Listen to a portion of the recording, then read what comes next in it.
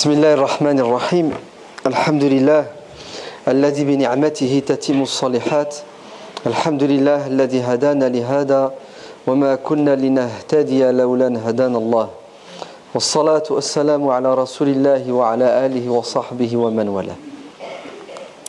السلام عليكم ورحمة الله. كلوا واشربوا ولا تسرفوا. C'est un verset qui se trouve dans la sourate Al-A'raf, qui résume la philosophie de l'islam quant à la question de la consommation et de la maîtrise de ses passions. L'imam Ibn Qayyim al-Jawziyya, le grand élève de l'imam Ibn Taymiyyah, dit que Shaitan, na'latullahi alayh, essaie de nous égarer en nous tendant deux pièges. Il essaie de nous égarer en semant le doute dans nos esprits, ce qu'on appelle ash-shubuhat. Il essaie de te déstabiliser au niveau de tes croyances, de ta aqida, pour que tu perdes la foi et que tu arrêtes d'obéir à Dieu. Et la solution face à ce problème, c'est la science, l'ilm. Quand on ne sait pas, on questionne. Quand on doute, on doit lever le doute et questionner ceux qui savent afin qu'ils apportent des réponses solides à notre doute. C'est pour cela la science est fondamentale en islam. C'est le premier pas que doit faire l'être humain. Iqra bismi rabbika, le premier verset du Coran, le premier impératif divin. Avant même que Dieu nous demande de faire la prière ou de ne pas consommer les boissons alcooliques, qu'est-ce qu'il nous dit? Il nous dit de lire, il nous dit d'apprendre, d'étudier. Vous savez pourquoi? Pour comprendre pourquoi il faut faire la prière. Pour comprendre le bien fondé des interdits. Comme ça, quand tu vas obéir à Dieu, tu vas obéir en connaissance de cause, parce que tu es convaincu, et tu vas lui obéir avec le sourire et avec plaisir. Tu ne vas pas connaître le doute qui va t'éloigner de Dieu, donc de l'obéissance. Et la science, elle va te permettre d'obéir à Dieu de manière réfléchie, modérée. Parce que Shaitan essaie de nous égarer soit en nous éloignant de l'obéissance, il te pousse à ne pas pratiquer, et s'il n'y arrive pas, il revient à l'attaque en t'excitant, en te poussant à pratiquer plus qu'il ne faut. Et qu'est-ce qui va t'arriver si tu en fais de trop? Tu vas t'user, tu vas te fatiguer, tu vas tout laisser tomber. Il n'est pas bête le mec, hein? Shaitan, il est malin. Ouais.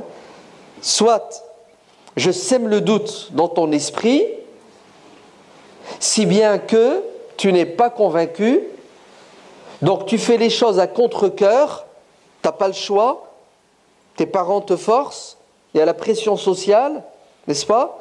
Il y a un intérêt matériel. Une fois que toutes ces pressions disparaissent, tu laisses tomber.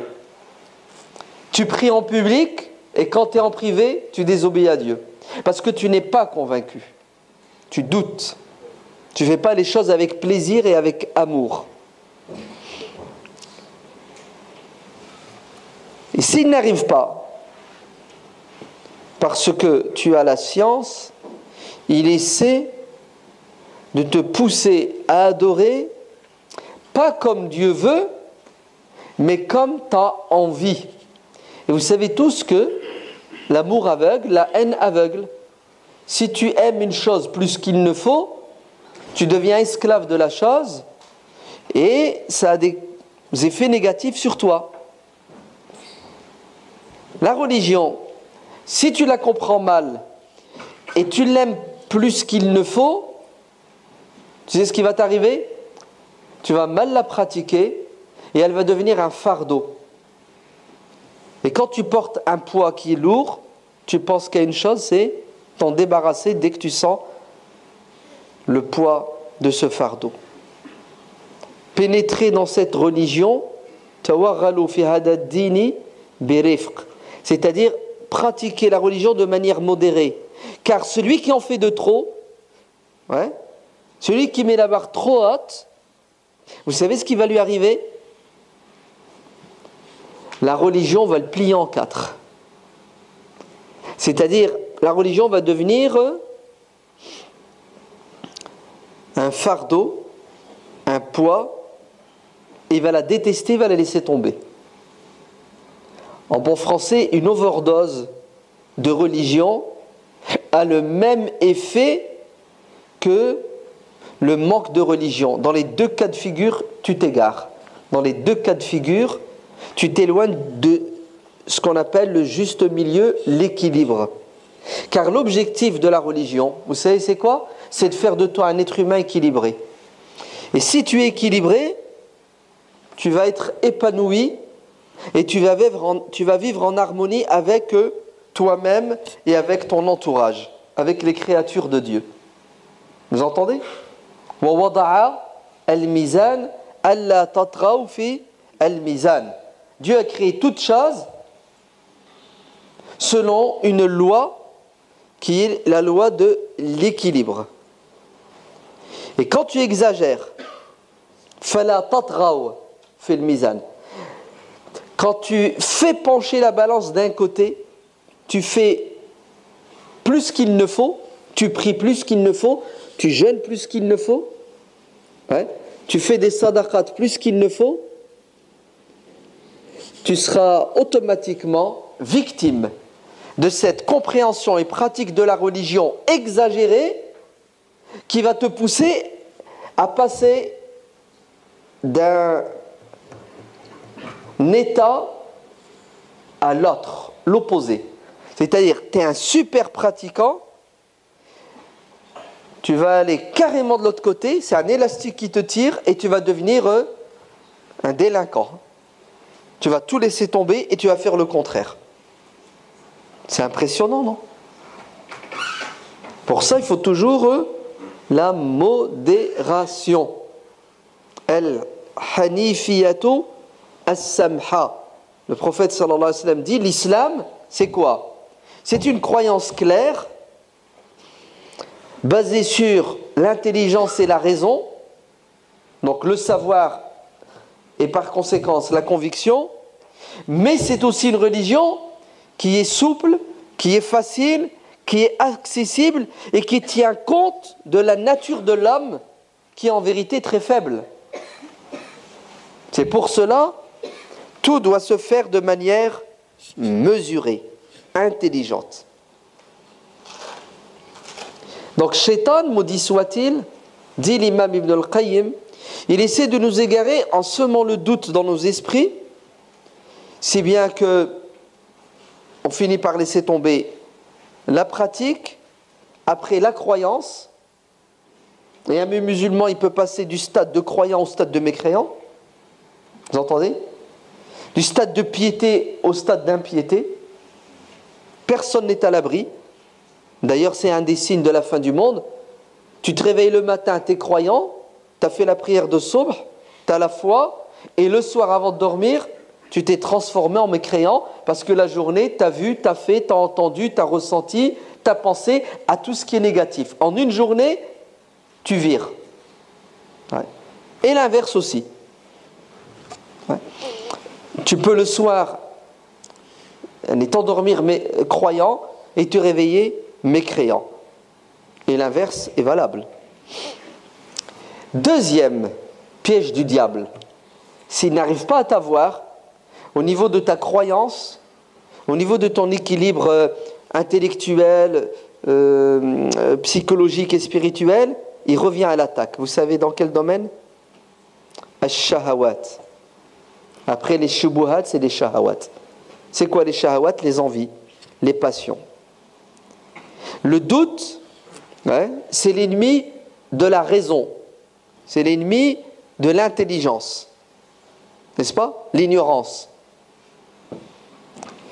Les passions sont l'ennemi de l'âme. Hein, on est fait d'une âme et notre âme se bat pour rester libre. Et la liberté de l'âme se trouve dans la soumission à Dieu.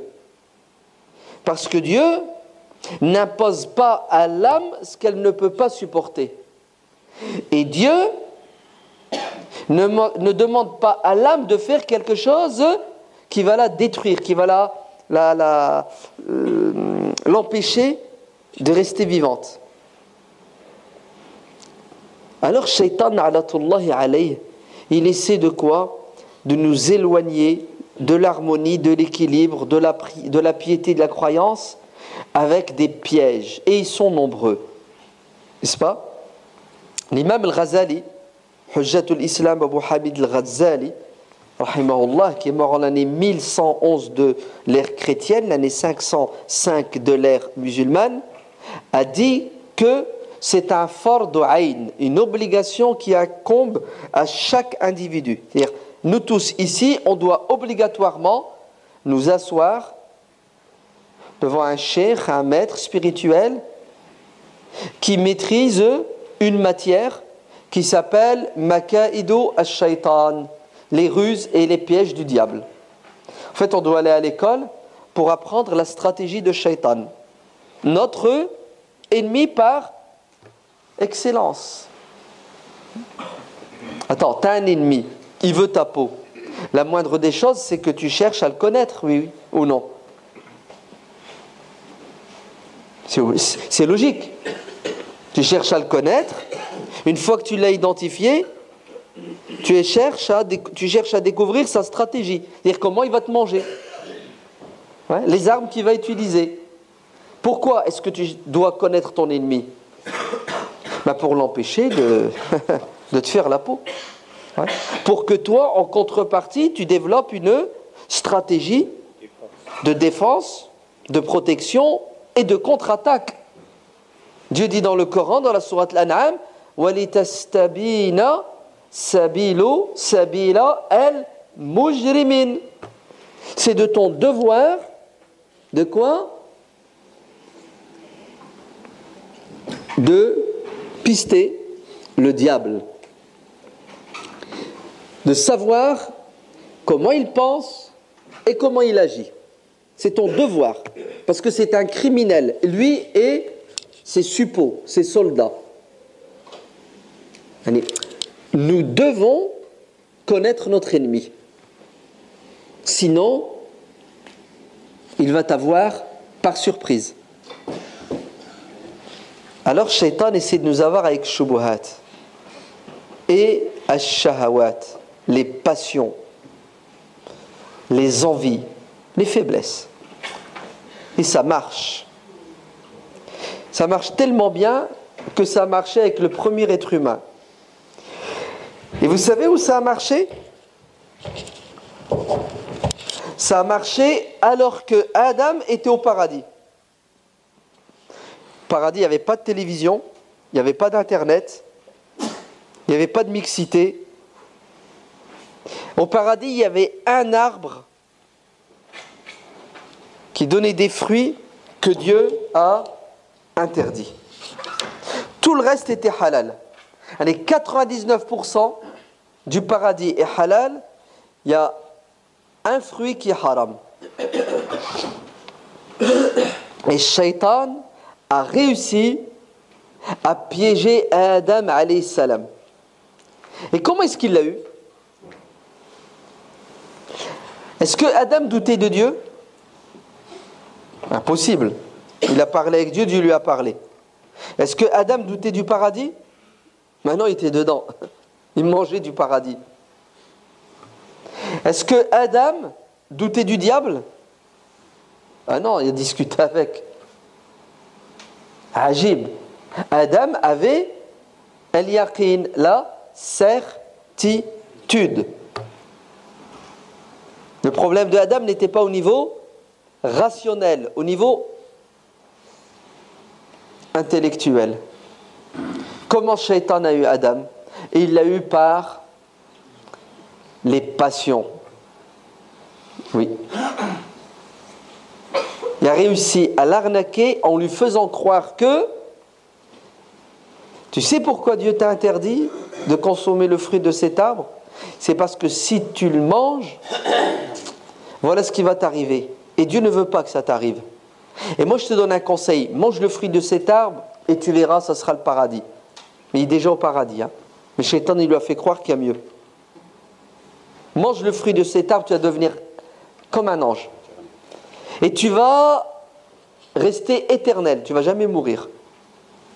Allez, tu vas être beau comme un ange, ouais. Tu vas être libre, tu n'auras plus rien à faire. Et en plus, tu ne vas pas mourir. Franchement, qui n'a pas envie d'être comme ça? Levez la main. Attends, ne pas mourir et ne pas tomber malade, ne pas avoir d'impôts à payer. Ouais, les anges, c'est cool, non? Oui ou non? Tout le monde a envie, tout le monde rêve de ça. Il lui a mis l'eau à la bouche, non? Ouais, mais attends, c'est quand même moi, attends. Shaitan, il me dit ça, alors qu'il y a encore quelques heures, quelques jours, quelques mois ou quelques années, on ne sait pas combien. Ouais. Shaitan, écoutez bien, a dit à Dieu en présence de Adam. C'est qu'est-ce qu'il lui a dit? Adam, c'est mon ennemi et je vais lui faire la peau. À lui et à ses enfants, à ses descendants.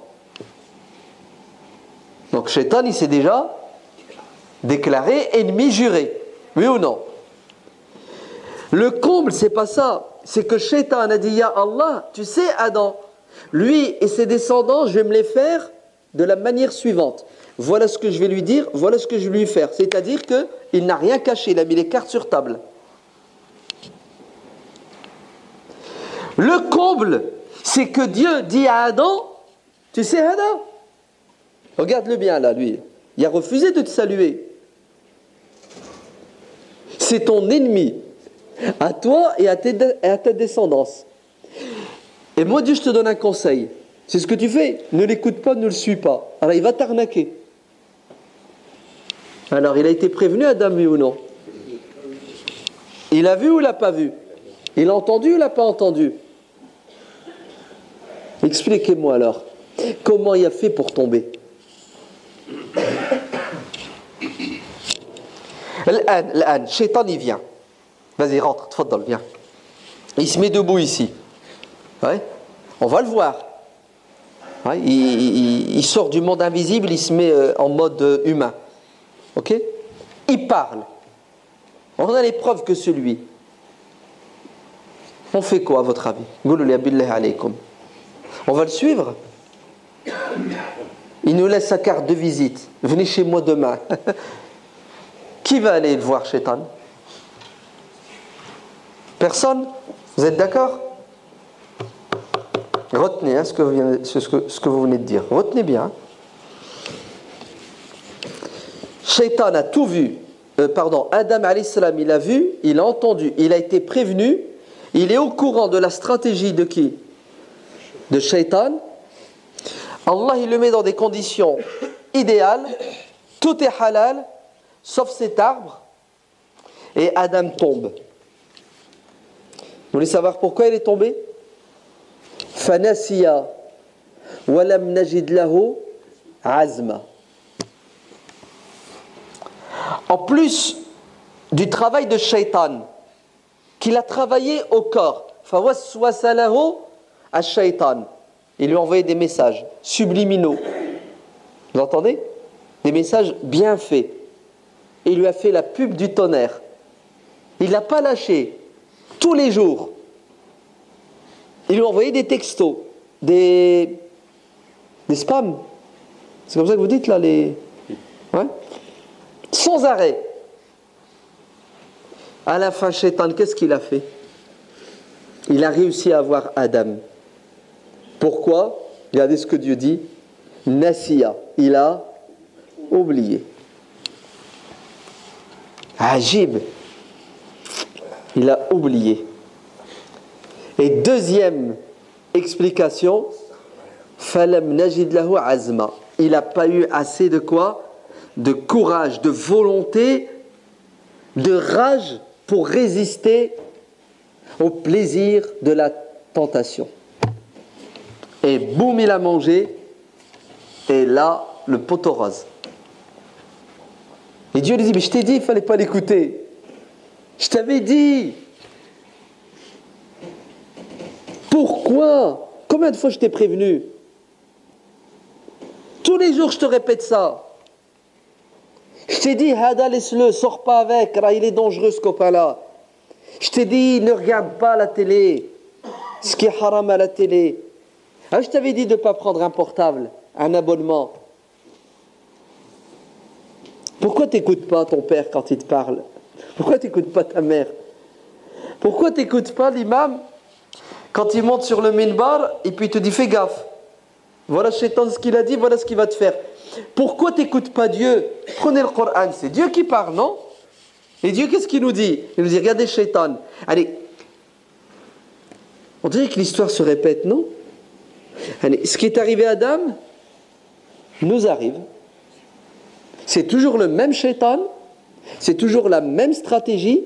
Il n'y a que le côté technique qui change, ouais, la technologie. Mais le fond du problème est toujours le même. Et c'est toujours le même être humain. Tu parles 1 heure, 2 heures, c'est bon, t'as compris, ouais, t'as tout vu. Regarde, je t'ai fait le dessin là. Ouais. Et le lendemain, 1 semaine après, il a oublié, il n'a plus la résistance, les anticorps se sont affaiblis, le virus y est rentré, et il te l'a explosé. Ah, il est à la mosquée, la semaine prochaine, il est dans les bras d'une prostituée. Vous avez vu? Et pourtant, on sait tout, on a tout vu, on a tout entendu. C'est terrible, non? Alors, quand Adam, alayhi salam,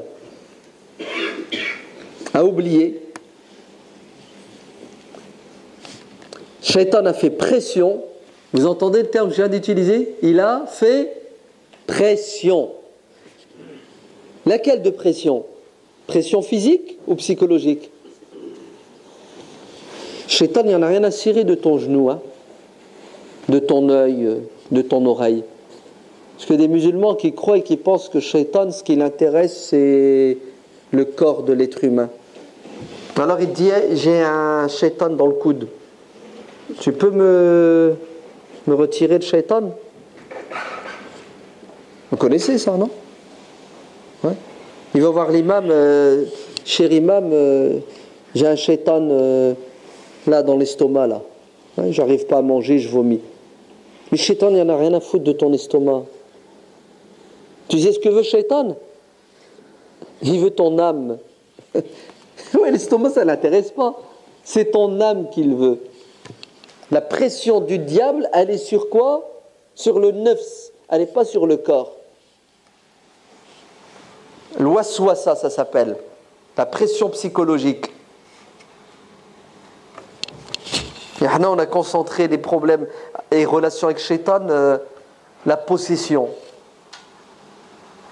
Non. Shaitan, il veut ton âme, il veut ton cœur. La pression de Shaitan, l'oubli, le manque de science, de savoir, fait que l'être humain tombe dans le piège. Regardez ce que Dieu dit dans le Coran. فَأَمَّا مَنْ خَافَ مَقَامَ رَبِّهِ وَنَهَى النَّفْسَ عَنِ الْهَوَى فَإِنَّ الْجَنَّةَ هِيَ الْمَأْوَى. C'est ce que ça veut dire? Ça veut dire celui qui n'oublie pas Dieu. Celui qui constamment sait que Dieu le voit, l'entend, et qu'il va mourir, et qu'il va être ressuscité, et qu'il sera questionné. Donc vous êtes bien d'accord, c'est du domaine de quoi? De la science, de la prise de conscience, de la croyance. Est-ce que c'est suffisant? Est-ce que c'est suffisant de croire pour ne pas se faire avoir? Ben non. Adam, il croyait plus que vous et moi. Il s'est quand même fait avoir. Vous savez qu'est-ce qu'il faut? Il faut autre chose. Regardez. Il faut ça plus wa et naha. An-nafsa anil hawa. Il ne suit pas ses passions. Il se retient. Il tire le frein à main pour ne pas glisser sur la pente des passions, des envies. Il faut les deux pour s'en sortir. Eh oui. C'est puissant ou c'est pas puissant? Qad aflaha man zakkaha wa qad khaba man dassaha. Si tu veux réussir, la aqida n'est pas suffisante. Vous entendez? Adam avait un problème de aqida. Adam il avait un problème avec le shirk. Adam il avait un problème avec les tombes, tourner autour des tombes. Il n'y avait rien de tout ça. Il y avait un problème avec les talismans. Il n'y avait rien de tout ça. Le problème, vous savez, c'est quoi de la majorité des jeunes musulmans aujourd'hui? Ce n'est pas un problème de croyance et de aqida. C'est un problème d'envie, de passion. La majorité de nos jeunes, et même de nos anciens, de l'être humain en général, c'est qu'il est sous pression. De quoi? Du nafs. Et qui c'est qui fait pression sur son nafs? Shaitan. Directement et par le biais de ses soldats. Parce que Shaitan n'est pas seul. Hein. Attends, il y aurait trop de travail à faire, Mskin. Shaitan, il bosse avec des armées. Il a des soldats. Il a des soldats invisibles qu'on ne voit pas, qui font pression psychologiquement sur nous, comme lui. Et il a des soldats parmi les êtres humains qui partagent avec lui les mêmes convictions. Shayatino al-jinni wal-ins. Des diables parmi les créatures invisibles qu'on appelle les djinns et parmi les humains. Un être humain peut être un diable au sens figuré du terme, c'est-à-dire il a la même conception de la vie que celle du diable. Et c'est quoi la conception du diable? C'est ne pas obéir à Dieu, c'est s'éclater sans limite. S'il y a 99 choses halal, une haram, c'est le haram qui l'intéresse, l'interdit. C'est ça sa conception. Ouais. Toujours aller vers ce qui est interdit. Très bien. L'imam Ibn al-Qayyim, rahimahullah, dit que le shaitan essaie de nous avoir avec le doute et les envies et les passions. Donc la solution, vous savez c'est quoi? C'est avoir une tête bien remplie, la ilm, la bonne science, c'est ça? Tu vas me dire c'est quoi la bonne science? Eh oui, c'est la science qui te permet de comprendre d'où tu viens, qu'est-ce que tu fais sur terre et tu vas où. C'est la science qui va te donner un sens à ta vie. C'est la science qui va te permettre de découvrir qui est Dieu. C'est la science qui va te permettre de vivre sur terre selon la volonté de Dieu. Et c'est quoi la volonté de Dieu? Allah, qu'est-ce qu'il veut pour toi et moi et tous les êtres humains? Allah nous veut du bien. L'objectif du Coran, la religion, la voie, Sirat al-Mustaqim. Le Coran utilise un autre terme qui s'appelle Al-Huda, la guidance. Un autre terme qui s'appelle la Sharia. Et le terme Sharia signifie la voie tracée. Vous savez, les chameaux avant, il fallait les prendre, les emmener vers l'abreuvoir. Ce chemin qu'empruntent les animaux pour aller boire parce qu'ils crèvent de soif, ça s'appelle Sharia, Shir'atu. Vous entendez? En fait, nous, on a soif. On doit emprunter une voie pour aller boire. C'est quoi l'eau? C'est la parole de Dieu. Et qui c'est qui nous donne à boire? C'est Dieu. C'est quoi l'objectif? Qu'est-ce que Dieu veut de nous? Qu'est-ce qu'il attend de nous? Qu'est-ce que Dieu nous propose? Est-ce que vous croyez que Dieu nous demande de l'adorer parce qu'il a besoin d'être adoré? Ça va, vous ne croyez pas ça? Ah, il existe avant qu'on existe. Et si Dieu a besoin, ça veut dire qu'il est faible, donc il n'est plus Dieu. Ok? Alors écoutez bien, pourquoi Dieu nous a créés? Parce qu'il y a certains, ils font des raccourcis, ils comprennent mal. Ils te disent, Allah nous a créés pour l'adorer, c'est ça? Et ils citent le verset du Coran, وَمَا خَلَقْتُ الْجِنَّ وَالْإِنسَ إِلَّا لِيَعْبُدُونَ. Traduction, j'ai créé les djinns et les ins pour qu'ils m'adorent. Attends, on vient de dire le contraire. Et qu'on vient de dire que Dieu n'a pas besoin qu'on l'adore. Donc pourquoi il nous crée pour qu'on l'adore? C'est pas contradictoire? Ça l'est ou ça l'est pas? Ça l'est. Ça l'est ou ça l'est pas? Ça l'est. Il n'a pas besoin qu'on l'adore. Et le Coran, il dit, il nous a créés pour qu'on l'adore. Ça tient pas la route.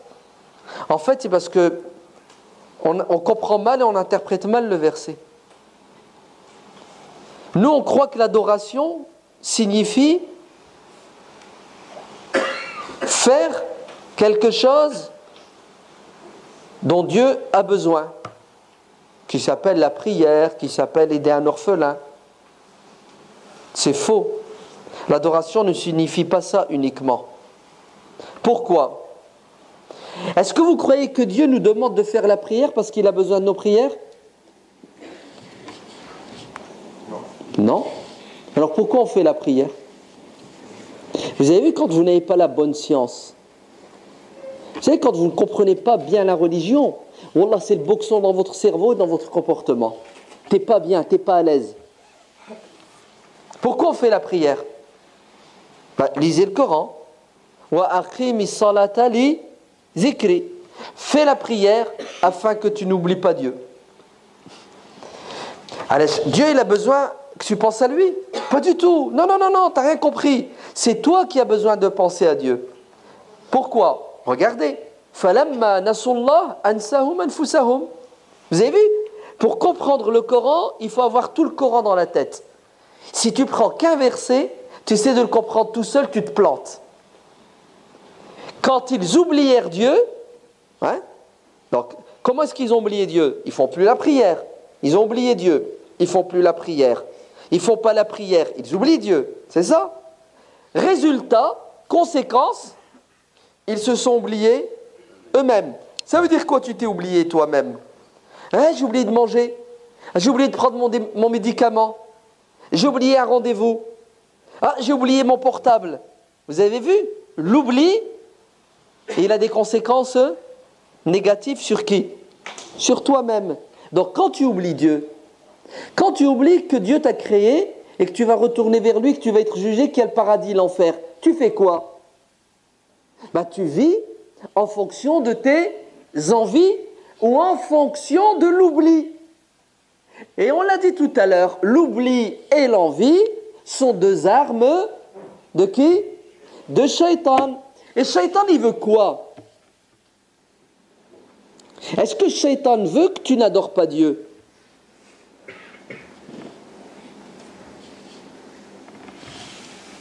Question. Shaitan, c'est pas son problème, t'adores Dieu ou non. La preuve, les anges adorent Dieu par milliards de milliards de milliards. La personnalité du diable, quand tu essaies de l'analyser, le diable, tu le passes dans un scanner à un IRM pour voir ce qu'il y a dans son cerveau. Wallah, les machines ne voient rien. Il n'y a rien qui marche. Le diable, c'est une des créatures les plus terribles. Dieu lui parle, il lui dit « Salut Adam ». Et vous savez ce qu'il dit à Dieu? Non. Il est malade le mec, non? C'est terrible. Il est en face de Dieu. Il voit les anges, il voit Adam. Dieu lui parle Et Dieu lui donne un ordre et lui dit non, je ne le ferai pas. Vous oseriez vous faire ça? Imaginez-vous, vous êtes en face de Dieu, vos parents, vous allez faire quoi? Bah, tu te tais et tu plonges direct, tu te prosternes.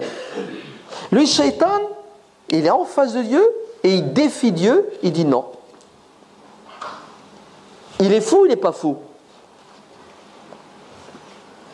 Normalement, si c'était moi Shaitan, qu'est-ce que je me dis dans la tête? Je me dis, Dieu il me dit ça, si je ne le fais pas, mais il va me tuer. Et j'ai aucun moyen de taper l'esquive, oui ou non? Donc, il vaut mieux que je le fasse. Logique ou pas logique? Non. Shaitan, il dit non. Il est jusqu'au bout. L'entêtement, tarnant, vous dites, c'est ça? Il est buté jusqu'au bout. Il va vers la catastrophe et il signe et il persiste. Mais le pire, c'est pas ça. Écoutez bien. C'est qu'il va rejeter la faute sur qui? Sur Adam. Il va dire, c'est de ta faute. Mais attends, je t'ai rien fait, moi. C'est Allah qui t'a dit de me saluer.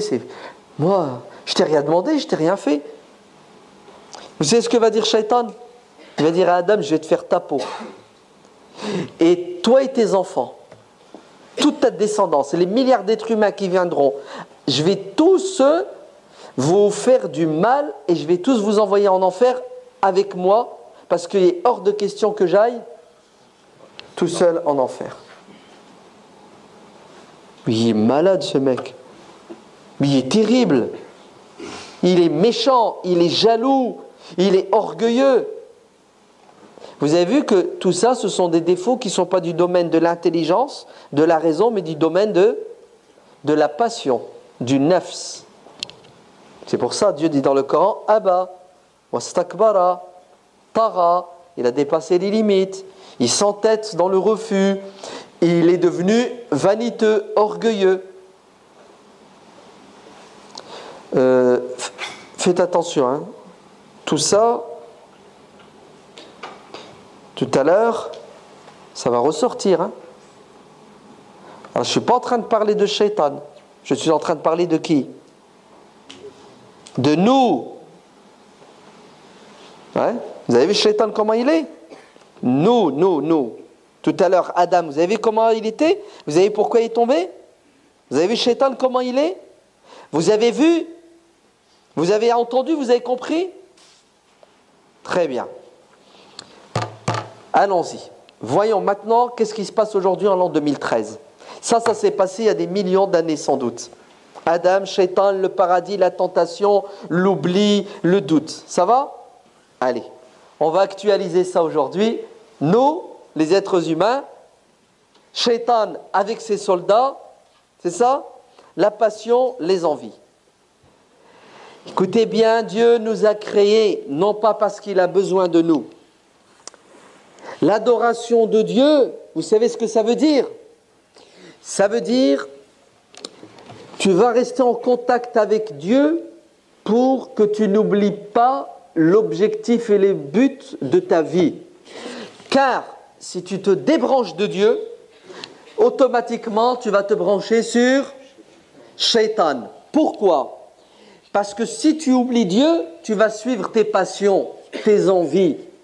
Et c'est logique, c'est normal. Celui qui ne croit pas en Dieu, qui ne croit pas au paradis et à l'enfer, qui croit qu'il n'y a qu'une vie et après la vie, il crève, il fait quoi à votre avis pendant sa vie? Il s'éclate. Il profite de la vie, comme on dit. Ainsi, le but de Shaitan, c'est de nous faire oublier le pourquoi de la création et l'objectif de la vie, et de nous enfermer dans une prison qui s'appelle la passion, afin que nous détruisions comme il a juré qu'il allait détruire Adam et sa descendance. Et quels sont les outils, les armes qu'il utilise? L'ignorance, tu ne comprends pas, tu ne sais pas qu'est-ce que tu fais sur terre, où tu vas, tu tournes en rond, tu n'as pas de but. Et deuxièmement, les envies, les passions. C'est pour cela, c'est très important de comprendre le but et l'objectif de la vie. Pourquoi Dieu nous demande de l'adorer?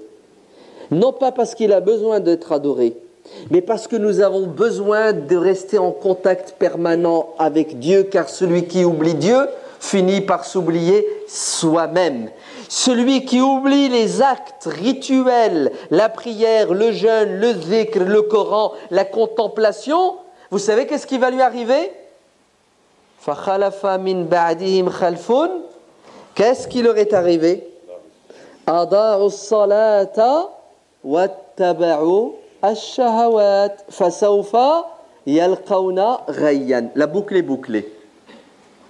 Regardez, par la suite, des gens viendront, nous, on va oublier la prière, on va délaisser la prière, on va mal faire la prière, le corps sera là mais pas le cœur, on va plus comprendre le sens de l'adoration, et vous savez ce qui va nous arriver? Nous allons suivre nos passions, nos envies.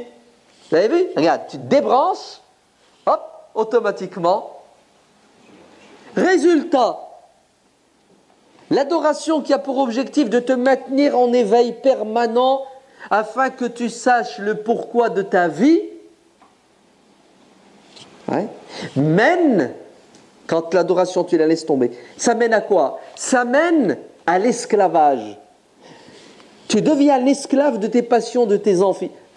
Dieu dit dans le Coran, وَمَنْ أَضَلُّ مِمَّنْ اتَّخَذَ إِلَهَهُ هَوَاهُ.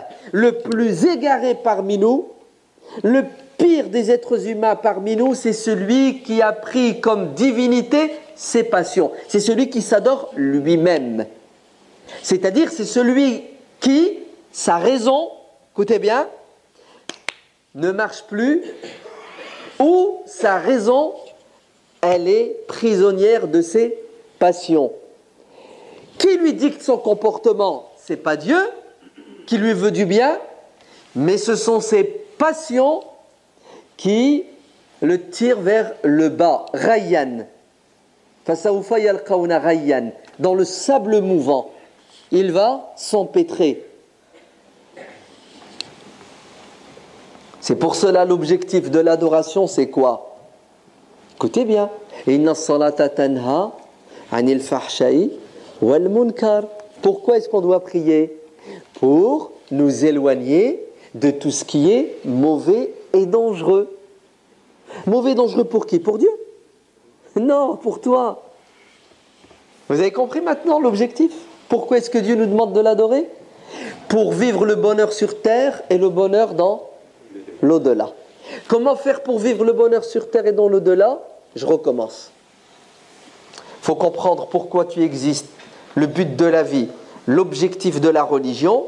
Deuxièmement, c'est ce qu'il faut? Il faut la pratiquer de manière équilibrée, harmonieuse, c'est ça? Modérée. Troisièmement, il faut maîtriser ses passions. Il ne faut pas interdire ce que Dieu a autorisé, mais il ne faut pas abuser de ce que Dieu a autorisé. Vous entendez? Kolo, washrabu, wala, tosrifo. Buvez, mangez, consommez tout ce qui est bon et utile pour vous, mais à une condition. Vous savez laquelle? N'exagérez pas, n'abusez pas, car une overdose de halal devient haram. Oui, une overdose de halal devient. Allez, tu pries plus qu'il ne faut, c'est haram. Car l'excès est l'expression d'une exagération, donc d'une désobéissance. Si tu pries plus qu'il ne faut, tu ne donnes pas à ton corps son dû, le repos. Tu ne t'occupes pas de ta femme et de tes enfants. Vous avez compris? Celui qui exagère, c'est toujours aux dépens de quelque chose d'autre. Très bien. Si vous avez compris tout ça, comment on fait pour combattre les passions? Comment on fait pour ne pas tomber dans le piège de Shaitan qui veut nous mettre l'eau à la bouche en permanence en nous faisant croire qu'il n'y a pas de limite, on doit s'éclater? il faut profiter de la vie. L'interdit, ben, il est beau, il est bon, il est super, il est magnifique. L'être humain ressemble à un animal. Oui. L'animal a des envies. Nous avons des envies. Mais l'être humain se distingue de l'animal. L'être humain raisonne, il est capable de comprendre, d'apprendre, donc d'évoluer. L'être humain, il est figé. C'est pour cela Dieu dans le Coran dit, des êtres humains qui ne réfléchissent pas et qui suivent leur passion, hum kal an'am, ils ressemblent à des animaux, voire ils sont pires que les animaux car ils se comportent de manière indigne. Le propre de l'être humain, c'est de calculer le pour et le contre, l'avantage, l'inconvénient, le plus et le moins. C'est ça le propre de l'être humain. Malheureusement, l'être humain, quand il met sa raison de côté et qu'il laisse ses passions le diriger, il devient un animal, voire pire qu'un animal. C'est pour cela, si demain vous achetez un cheval et vous voulez faire des randonnées, il vous faudra deux choses fondamentales. La première, ce sont des œillères. Vous savez ce que c'est des œillères? Là, comme ça.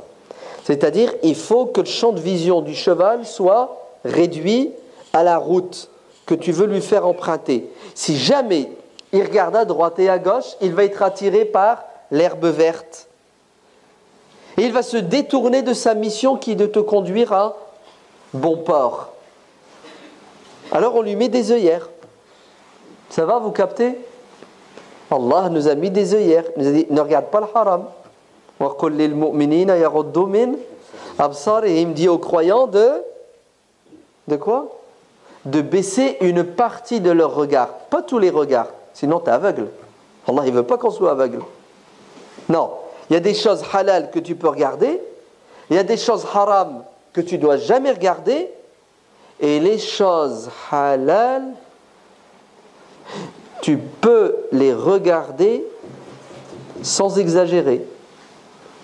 C'est quoi l'exagération?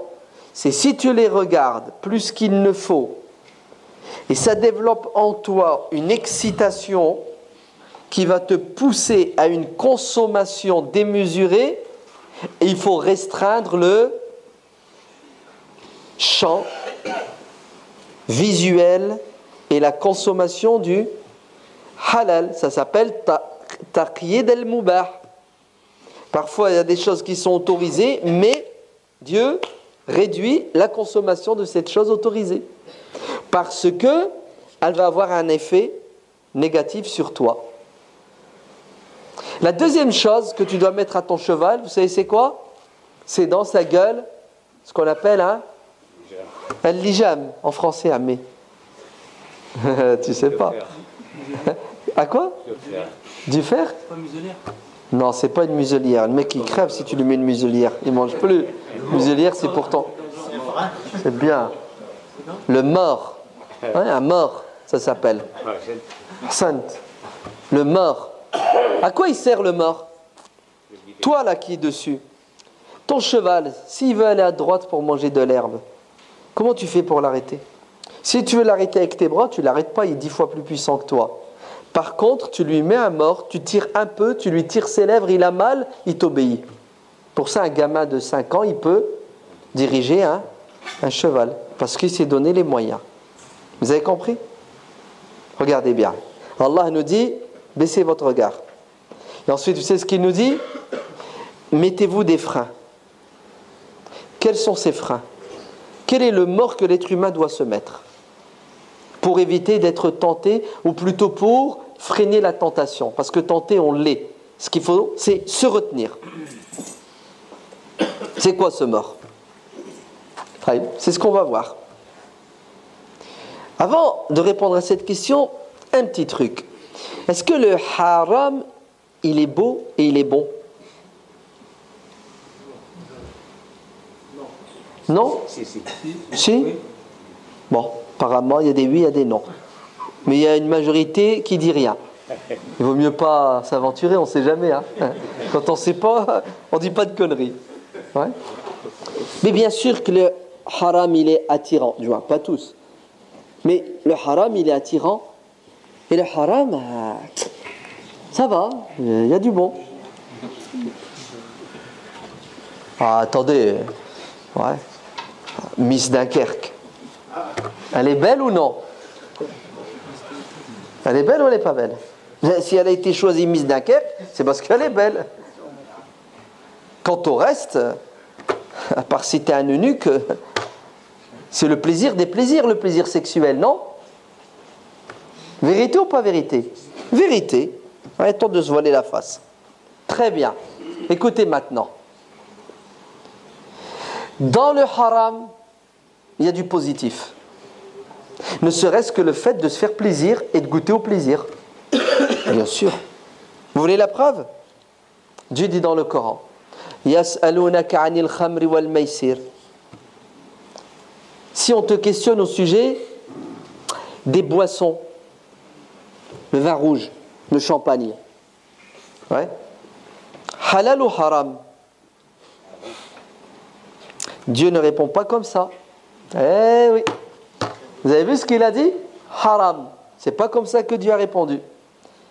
Si on te questionne au sujet des boissons enivrantes, les jeux du hasard, l'auto, ouais, le truc foot là, comment il s'appelle? Comment? Côté match. C'est le top quand même, hein? T'investis 10 euros et... Non? J'ai oublié d'éteindre mon portable. Punaise. Hop, silencieux, c'est fait.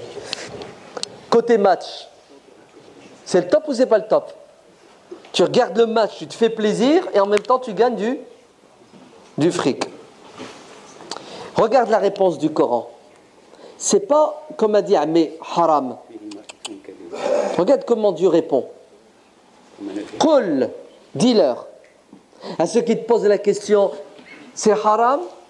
C'est halal ou haram? Avant de lui dire halal ou haram, il faut que tu lui apprennes, il faut que tu lui donnes les outils intellectuels pour que lui-même sache par la suite distinguer le haram du halal, pour que lui-même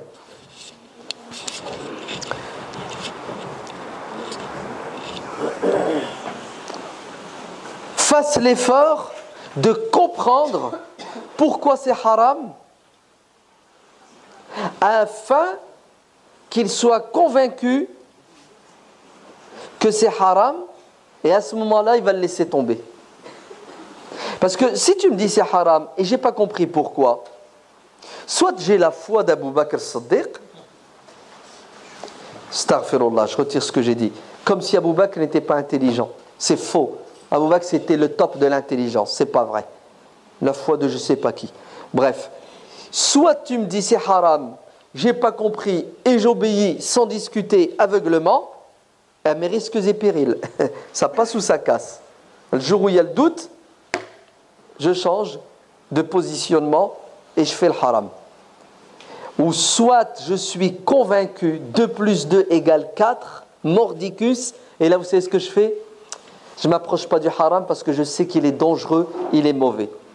Dieu veut que le musulman l'adore avec intelligence. Vous entendez? Parce que le mec qui n'est pas intelligent, il se fait arnaquer. Il se fait arnaquer par qui? Par Shaitan. Et il se fait arnaquer par les shayatines humains qui vont lui... Vous avez vu?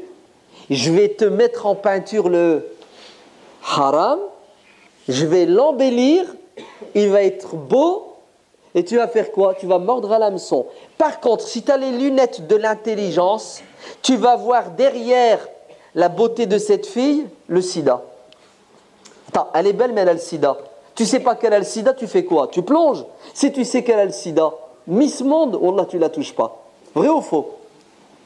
Ainsi, Dieu veut que nous soyons convaincus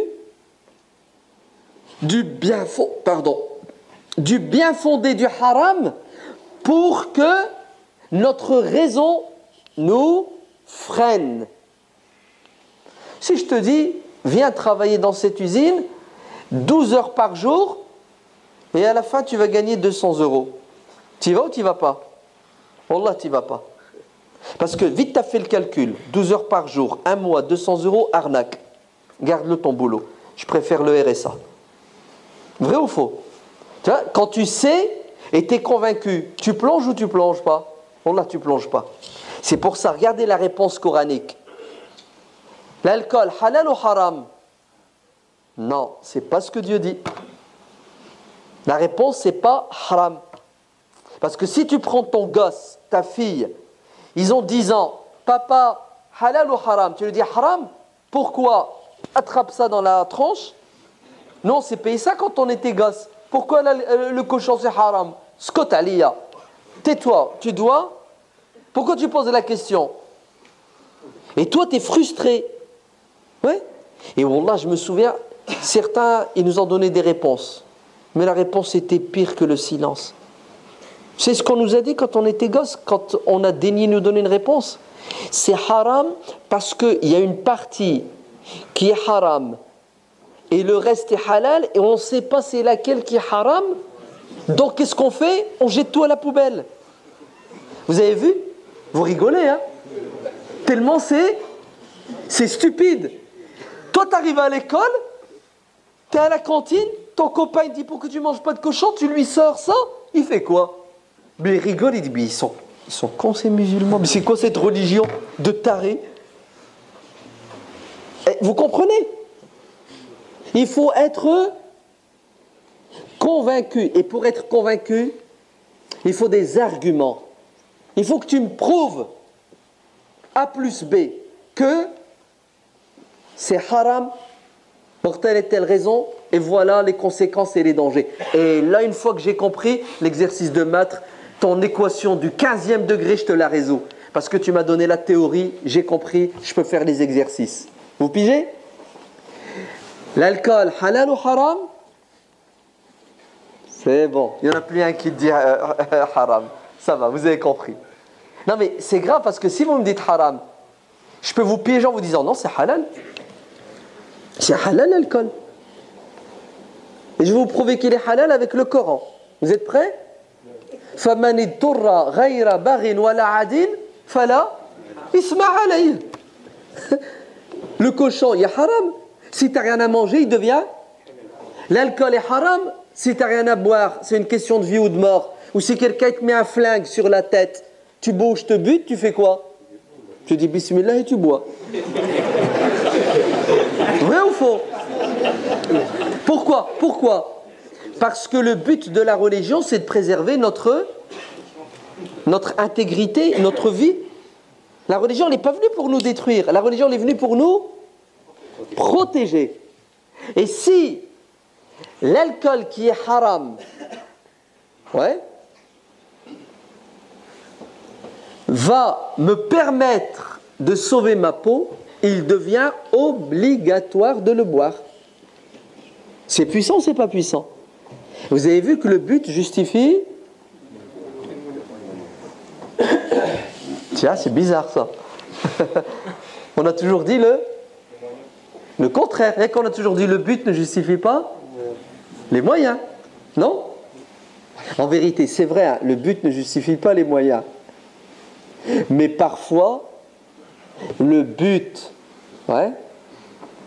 quand il est quand c'est une question de vie ou de mort, quand les avantages sont plus importants que les inconvénients, on va utiliser un moyen haram pour atteindre un but halal.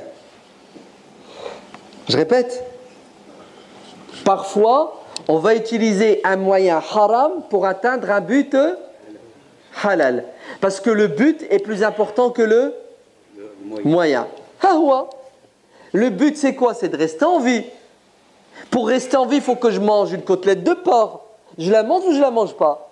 Je la mange. J'utilise un moyen haram parce que je n'ai pas le choix. C'est le prophète alayhi salatu wassalam qui le dit dans le hadith sahih.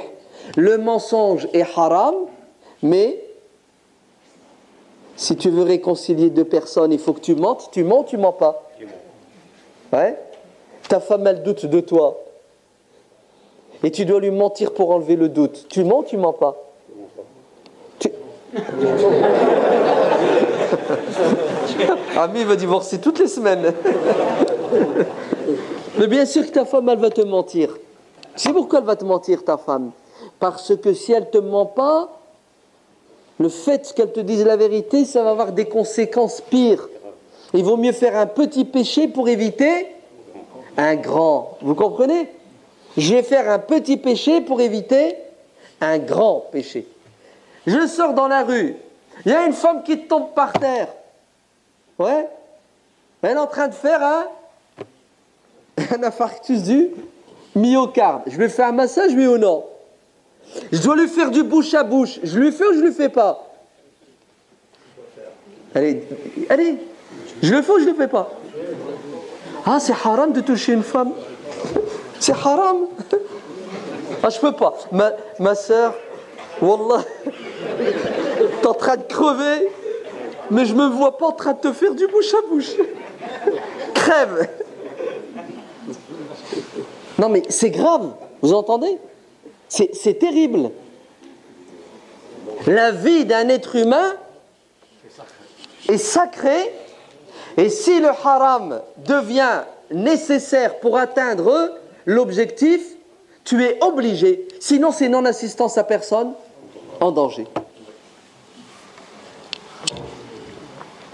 C'est clair ou c'est pas clair? Bon, je reviens à ce que je disais.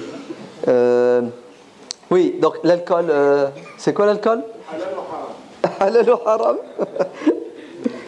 Parfois l'alcool est haram, c'est dans la plupart des cas. Parfois il est obligatoire, parfois ça sera déconseillé, etc. L'ahkam al-khamsa. Tout dans notre religion peut passer d'un niveau à un autre. Ce qui est haram peut devenir halal.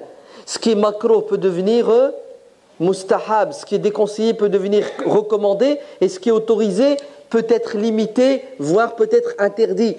Parce que tu dois tout penser à la lumière des conséquences. Le din, tu dois le comprendre et l'appliquer toujours en tenant compte de el-raya. Pourquoi? Alash. Pourquoi Allah m'interdit l'alcool? Pourquoi? Pour m'embêter? Il va me l'autoriser au paradis, je vais le boire. Vous savez pourquoi il me l'interdit? Regardez. Fihima ismun kabirun wa manafi'un linnas. Regardez comment Dieu est juste. Il nous dit, il y a du bien dans l'alcool, il y a du mal. Il y a du positif, il y a du négatif. Vous avez vu comment Allah il nous pousse à réfléchir avant de dire halal ou haram? Vous savez comment Allah nous pousse à l'intelligence, à la science et à la connaissance? Tu sais pas, tais-toi. Parce que quand tu vas parler, tu vas faire des dégâts. Tais-toi. Tu vas pas me convaincre, tu vas me perturber. Je vais te tuer, je vais te poser une question et tu es mort. Et automatiquement, je vais semer le doute dans ton cœur. Regardez, Allah nous dit, avant de dire l'alcool est haram, étudions l'alcool. Yallah, bismillah, allez, ramenez un projecteur, on va voir les dangers de l'alcool. Faites la liste des dangers de l'alcool. Mais n'oubliez pas de faire la liste des avantages. Regardez la justice d'Allah. Quand tu veux porter un jugement sur une chose ou sur une personne, qu'est-ce que tu dois mettre en évidence? C'est hasanat, c'est bon côté uniquement? C'est mauvais côté uniquement? Tu mets en évidence les bons côtés et les el-mizan, faman saqulat mawazinuhu. S'il y a plus de moins, à la poubelle. S'il y a plus de plus, où ça? Dans ton estomac. Vous avez vu comment Dieu est juste? Dans l'alcool, il y a du bien, il y a du mal. Très bien. Une fois qu'on a fait le constat, il y a du bien et du mal, tu passes à la deuxième étape. Vous êtes prêts? S'il y a plus de mal que de bien, tu fais quoi? Regardez. Wa ithmuhuma akbaru min. Regardez, s'il y a plus de mal que de bien, tu le mets à la poubelle. Ce qui est puissant, vous savez le Coran, qu'est-ce qu'il dit? Regardez bien, je vais vous le répéter. Wa ithmuhuma akbaru min naf'ihima. Le mal est plus important que le bien, c'est ça? Allez, 183 inconvénients dans l'alcool, 25 avantages. C'est mathématique. Tu as fait la division?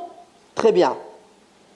Automatiquement, toi, si tu es intelligent, si tu es normalement constitué, quelque chose qui est beaucoup plus négatif que positif, tu le prends, tu le prends pas. Wallah, tu t'en débarrasses. Et tous les jours, tu fais ça. Tu vas acheter une voiture. Le mec, il te sort le contrôle technique, il y a 50 choses qui marchent pas. Tu l'achètes ou tu l'achètes pas? Mais tu l'achètes pas. L'être humain, il fonctionne comme ça. C'est naturel, c'est normal, c'est l'aql. Résultat, Dieu ne dit pas, donc c'est haram. Dieu ne le dit pas. Hein. Il te dit, le mal est plus important que le bien, et le verset s'arrête là. Pourquoi il s'arrête là, le verset? Réponds. Réponds, n'aie pas peur. Parce que tu dois réfléchir. Oh, il a tout compris. Allahu Akbar. Les mecs qui ont des lunettes ou harine. C'est ce qu'on nous disait quand on était petit. Il y a des lunettes parce que c'est un intello. Zama, il lit beaucoup, il étudie beaucoup. Aujourd'hui, ça n'a plus rien à voir. Hein. Aujourd'hui, les lunettes, c'est à cause d'Internet. Non?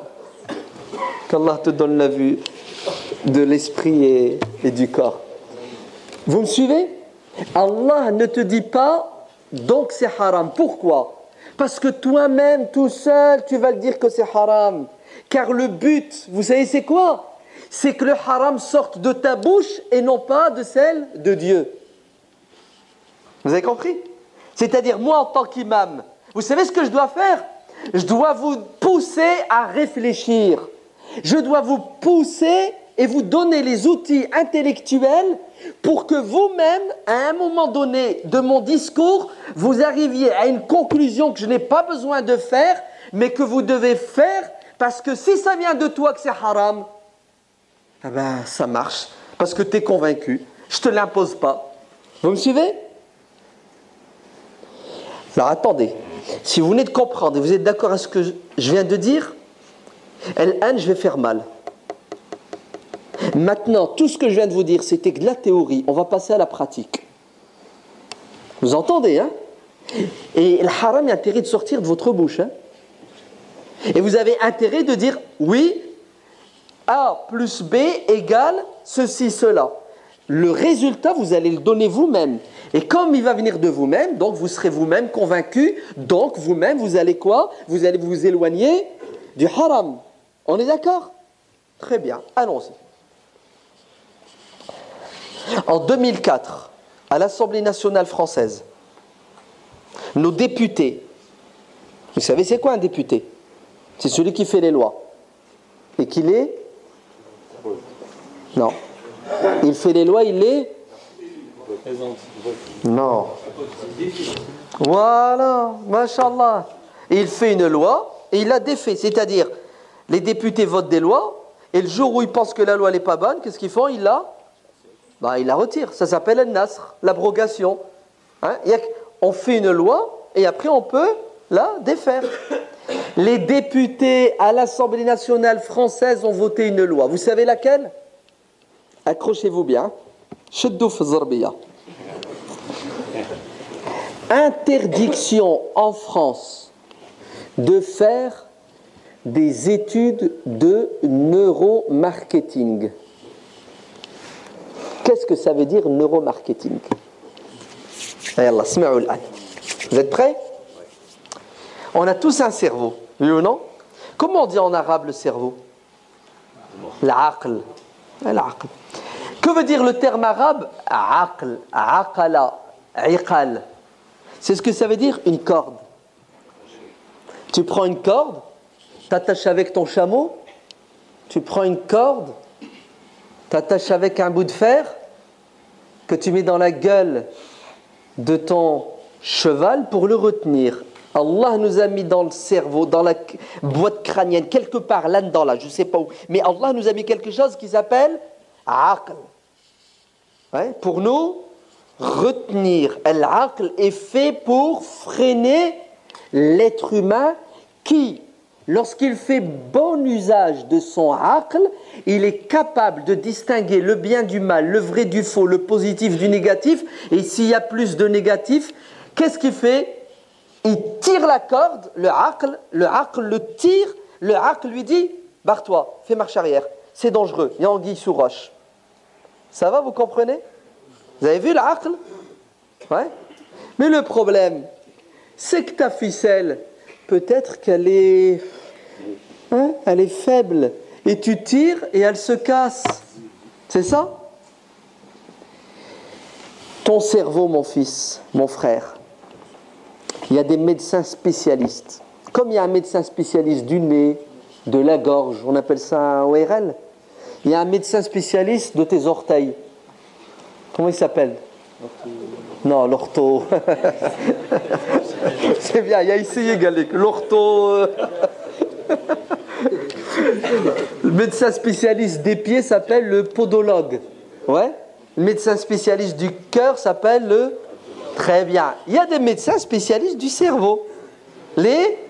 Très bien.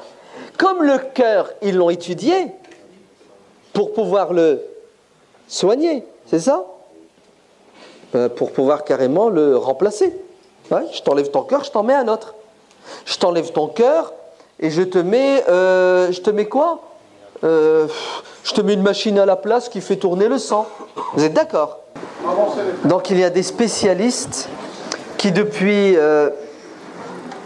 des centaines, quelques centaines d'années, 2 siècles, voire un peu plus, qui se sont penchés sur notre cerveau. Vous savez que le cerveau, il a une place importante dans notre corps, n'est-ce pas? J'entre pas, c'est pas ça notre propos. Nos députés vont voter une loi pour interdire toute étude sur le cerveau, vous entendez, à des buts autres que ces 2 buts.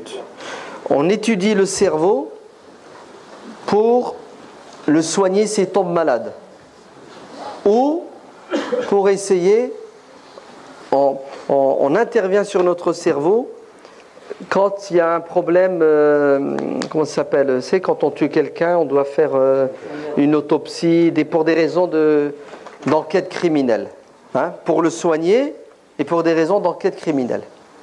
Parce que il y a des neuropsychologues qui sont payés par des sociétés telles Auchan, Coca-Cola, ouais, McDonald's, la SNCF. Vous savez pourquoi? Pour savoir sur quel bouton de ton cerveau il faut appuyer pour que tu achètes et consommes ce que moi, McDonald's, je produis. Vous entendez? C'est ce que c'est la publicité. J'ai de la marchandise, je veux la vendre. Je fais comment pour la vendre? Je dois la mettre en évidence, n'est-ce pas? Elle doit être belle, je fais attention au prix, mais je dois surtout essayer de te convaincre de l'acheter. C'est ça? J'ai 2 manières de te convaincre. Je te parle, je te prouve qu'elle est bonne pour toi, elle est positive. C'est ça? Tu acceptes, tant mieux pour moi, tu refuses, tant pis pour moi, je passe au 2e. Il y a une 2e façon de te pousser à acheter ma marchandise. Je vais te manipuler. Comment je vais te manipuler? Je connais ton cerveau par cœur et j'ai dans ma main une télécommande. Je vais appuyer sur un bouton et ton cerveau va être mis en mode pause.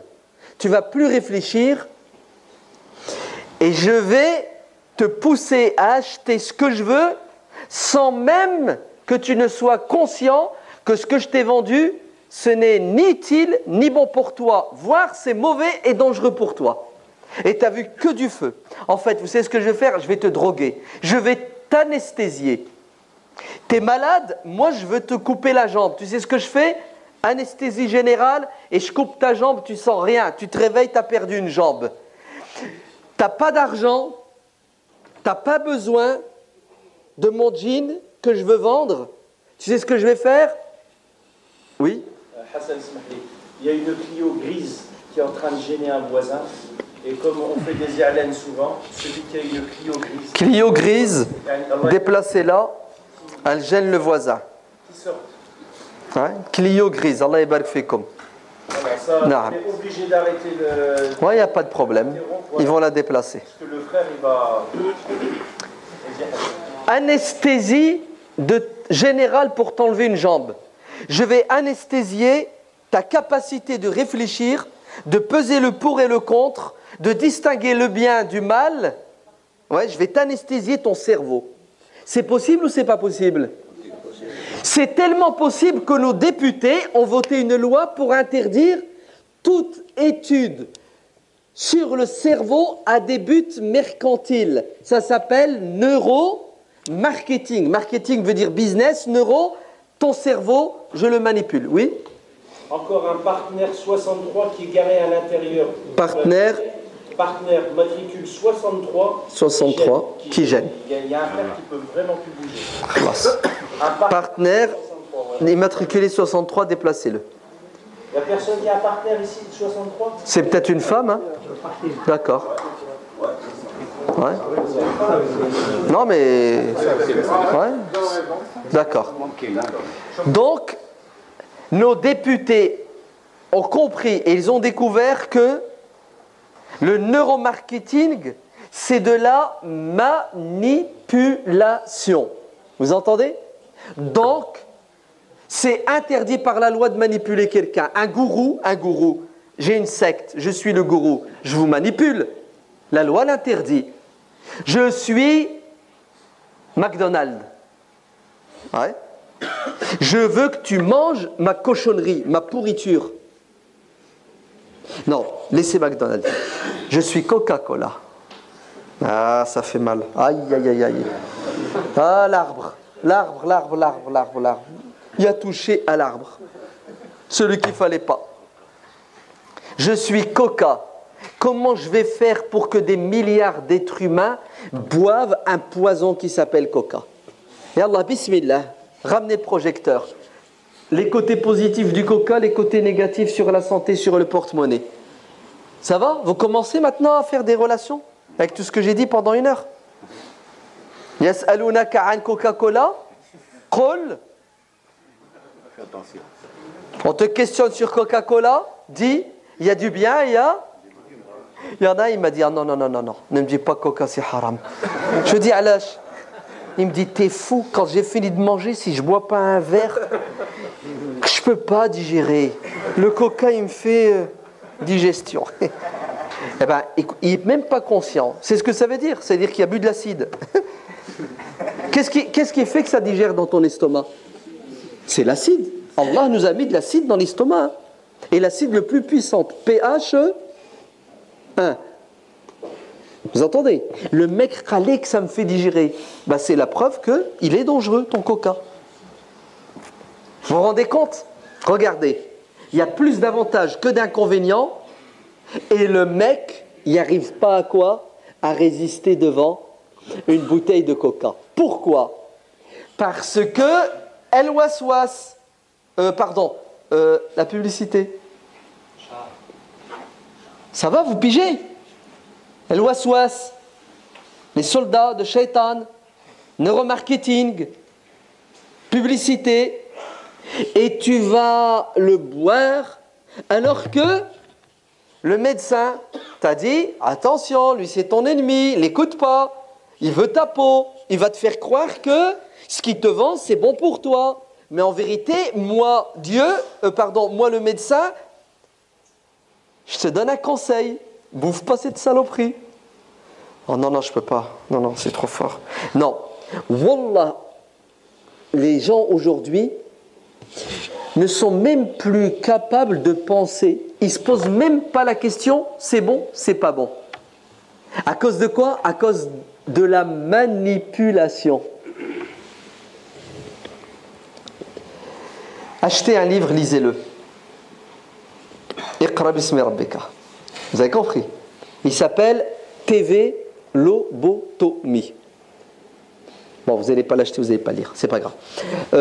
YouTube, ouais, ce soir, vous tapez TV Lobotomie, conférence des Murges. Neuropsychiatre, chercheur au CNRS, pendant 1h15, il parle, il vous explique comment la télé nous manipule le cerveau pour qu'on achète et qu'on consomme ce qui est dangereux pour notre santé physique et psychologique et économique. Et qui c'est qui est derrière l'écran de la télé? Qui c'est qui fait ce travail de manipulation? Ce sont les grandes firmes qui dirigent le monde, qui financent la télé. La télé, c'est El Waswas El Khannas. Et le mec, il t'explique, il t'a dit, ils ont fait des expériences aux États-Unis. Ils ont pris des rats de laboratoire, des humains. Ils les ont mis assis sur une table. Ils leur ont bandé les yeux. Ils leur ont posé 2 verres. Dans l'un, ils ont mis Coca-Cola. Dans l'autre, ils ont mis Pepsi. Buvez. Verre numéro 1. Ok. Verre numéro 2. C'est lequel le meilleur? 93% ont voté. Le meilleur, c'est le numéro 2, c'est-à-dire Pepsi. Ils ne savent pas qui c'est qui est Coca, qui c'est qui est Pepsi. Mais ils ont tous, parce qu'ils ont un palais, ils ont un sens qui s'appelle le goût. Ouais, en goûtant le verre numéro 2 dans lequel il y a le Pepsi, ils ont dit Pepsi. Ils leur ont enlevé le bandeau. Ils ont ramené 2 verres. Dans l'un Pepsi, dans l'autre Coca. Goûté. Ils ont goûté. Ils ont encore voté 93% Pepsi. 3e étape. Vous êtes prêts? Accrochez-vous bien maintenant. Ils leur ont ramené 2 canettes. Une Coca, une Pepsi. Goûté. Ils ont goûté l'inverse. 93% ont dit Coca. Ça s'appelle comment ça? Est-ce que vous avez entendu? Ça s'appelle de la manipulation. C'est-à-dire, écoutez bien, quand on ne savait pas qui était Coca Pepsi, le goût qu'Allah a créé en nous pour détecter ce qui est bon de ce qui est meilleur ou ce qui est mauvais, il a fonctionné. Il a dit Pepsi. Il a envoyé l'information, le goût, au cerveau. Le cerveau a dit, la langue dit que c'est Pepsi, Pepsi. Quand ils ont vu la marque, il a bu, le goût a dit au cerveau Pepsi, le cerveau il me dit tais-toi. Tu me dis Pepsi, je te tue. Dis Coca. Non, je peux pas. C'est les capteurs là, qui sont là dans ma langue, dans mes lèvres. Non, c'est... Le cerveau galet, chauffe. Wallah, tu dis Pepsi, je te tue. Les yeux m'ont dit que c'était Coca. Les yeux ont transféré... Oh là là. Ouais, ramenez-moi de l'eau aussi. Les yeux ont transmis l'info au cerveau que le Coca, c'est le meilleur. Pourquoi? Pourquoi les yeux ont dit? De quoi tu te mêles? De quoi tu te mêles? C'est pas les yeux qui décident si le goût il est bon ou mauvais. C'est qui décide? C'est le goût. C'est ça? Non, vous n'avez rien compris. La manipulation a atteint un degré tel que les yeux vont dire au cerveau que c'est Coca le meilleur alors que le goût qui doit commander dit c'est Pepsi. Pourquoi? Parce que tes yeux, le jour où tu es sorti du ventre de ta mère, ouais, tu sais qu'est-ce que tu as vu en premier? Coca. Pub de Coca. Depuis que tu es petit, la télé. Dehors, Coca. À l'école, Coca. Tu regardes un film, Coca. Tu regardes un dessin animé, Coca. Tes yeux ont dit, dis-moi, ils ont dit à tes yeux que Coca, c'est ce qu'il y a de plus beau, ce qu'il y a de meilleur. C'est enregistré dans ton cerveau. Et le goût a perdu la guerre.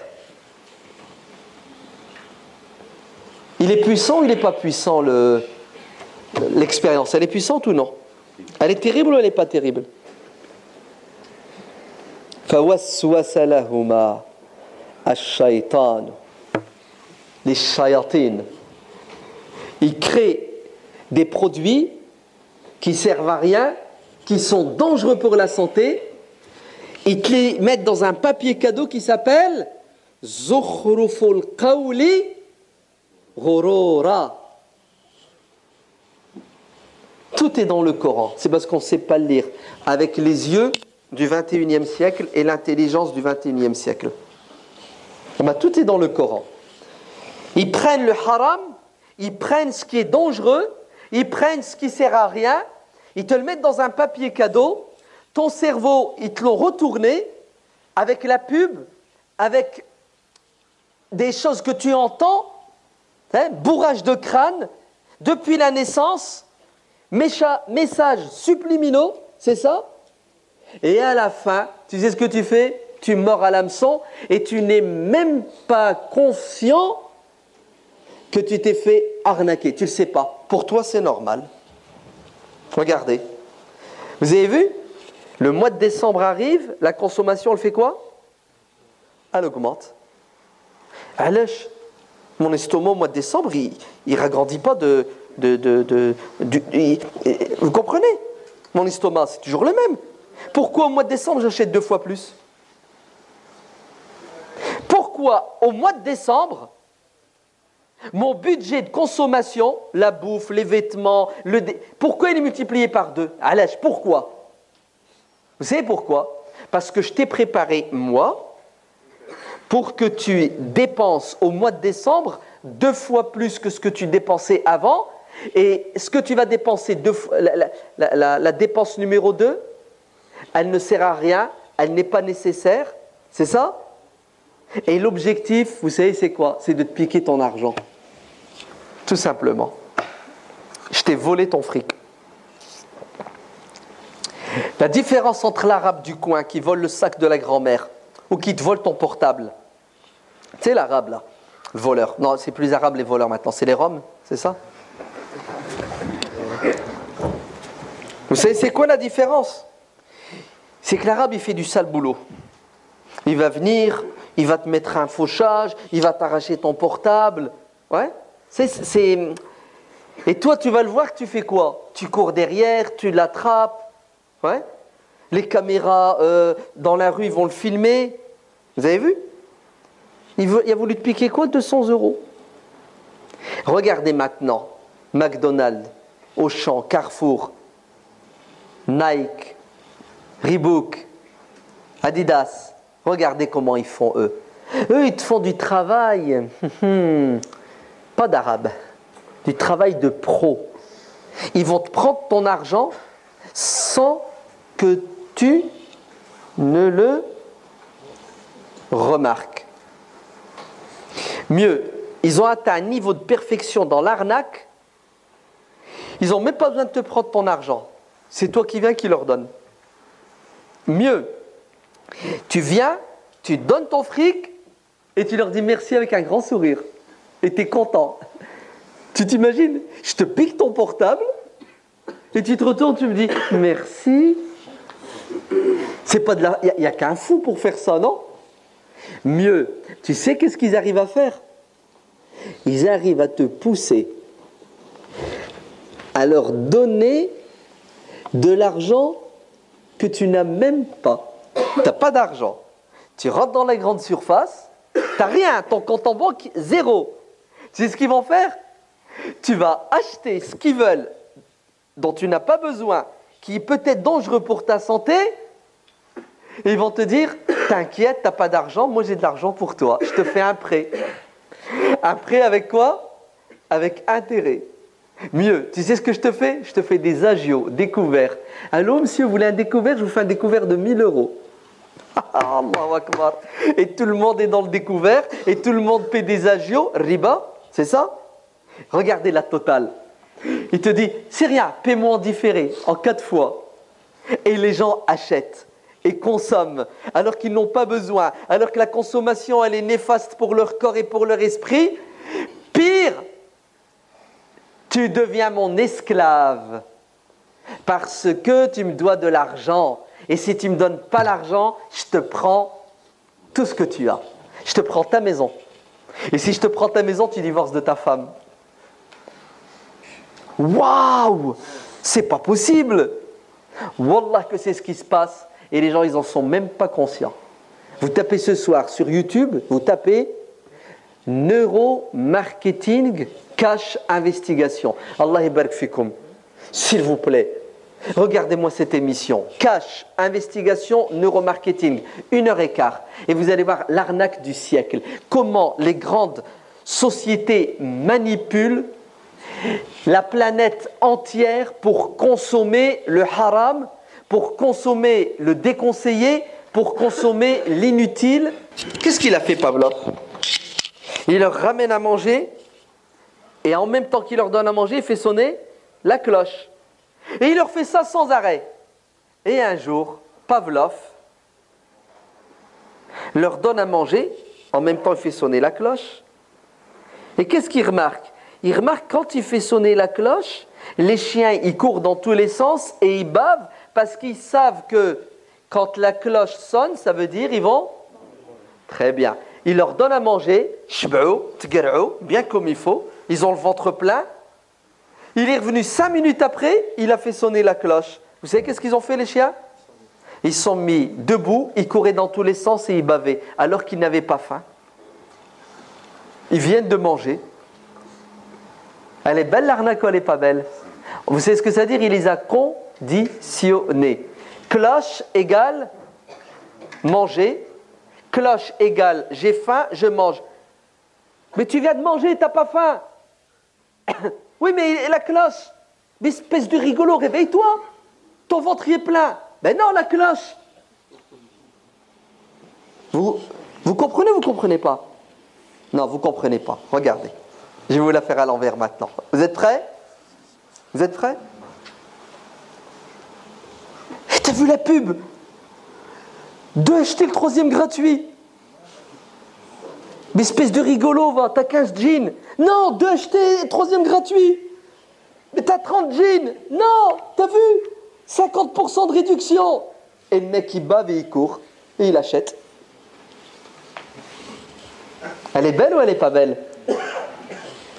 Ils ont tout étudié. Ils savent comment nous faire bouger. Ils savent comment nous faire manger de l'arbre. Bon, allez, il faut que j'arrête parce qu'il y a encore plein de choses à dire.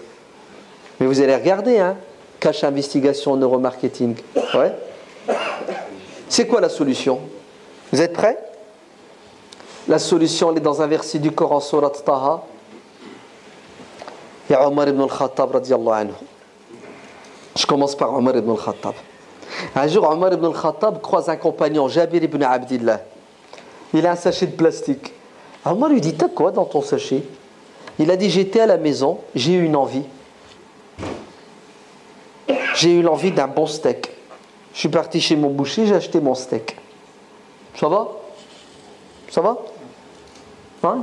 Il n'y a rien fait de mal? Non? Ben vous rêvez. Vous allez voir Omar comment il a compris les choses. Réaction de Omar. Écoutez bien, c'est ce qu'il lui dit. Ah, c'est comme ça. Toutefois que tu as envie de quelque chose, tu l'achètes? Akullama ishtahayta, ishtarayt. Vous avez compris? T'as envie? T'achètes? Mais t'es mort. Tu sais pourquoi t'es mort? Parce que t'as pas de mort. T'as pas de...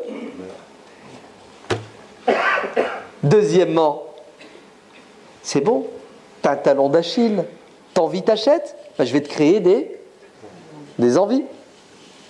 Et tu vas acheter. T'as pas d'argent? Tu vas t'endetter. Tu vas acheter quelque chose d'inutile au dépens de quelque chose d'utile. Vous avez compris? Qu'est-ce que Omar veut dire?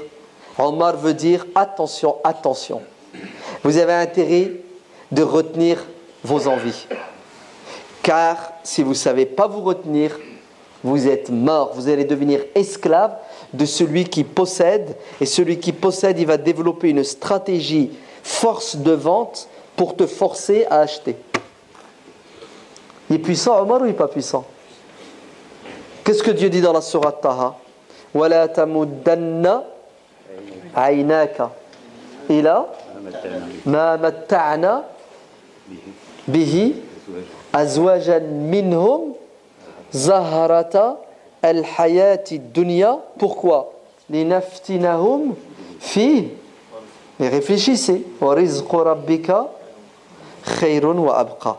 Tout est dans le Coran. On ne sait pas le lire à la lumière de notre contexte et des sciences modernes. Regardez ce que Dieu dit. Ne jette pas ton regard. Ne jette pas ton regard sur quoi? Sur toutes ces belles choses qui existent sur terre. Parce que ça va déclencher en toi l'envie de les posséder. Et comme toi tu crois au paradis,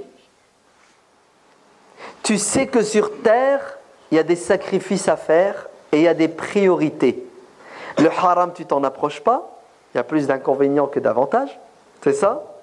Le halal, tu vas le consommer avec modération et tu sais dire non, même quand tu as envie. La preuve, tu fais un stage qui s'appelle le ramadan.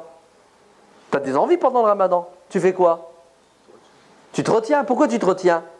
Parce que tu sais qu'il y a une récompense qui est meilleure que la chose que tu délaisses. Attention, ne perdez pas le sens. L'au-delà est meilleur que la vie d'ici-bas. La vie d'ici-bas, il y a des choses halal, personne ne peut les interdire. Mais le halal, vous allez le consommer avec intelligence et modération. Non pas en fonction de la pression médiatique, la publicité, mais en fonction de vos priorités, en fonction de vos besoins, en fonction de votre porte-monnaie. Sinon, vous allez devenir des esclaves. Au lieu d'être l'esclave de Dieu, qui vous a tracé une route, vous allez devenir l'esclave de vos passions et l'esclave de vos semblables, l'esclave du diable, l'esclave de votre ego, de votre nefs.